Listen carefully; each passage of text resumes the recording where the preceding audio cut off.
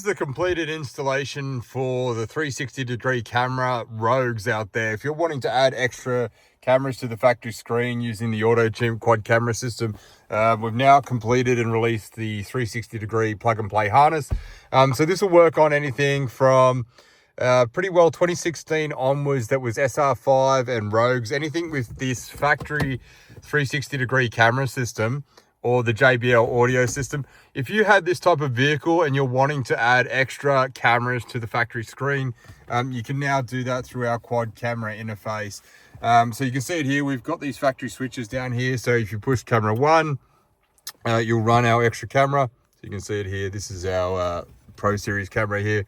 Really small, really easy to use. Or you can switch between multiple cameras. So you can have camera 2. That's our heavy duty camera system. So you can see it here. There's our heavy duty camera. Or you can switch them off and everything returns back to normal. So it returns back to normal 360-degree cameras on the vehicle. So you can actually use it as well. So that's not an issue, but we have also added an extra switch on here so it can activate the rear camera anytime. So that will now work on the 360-degree camera systems as well.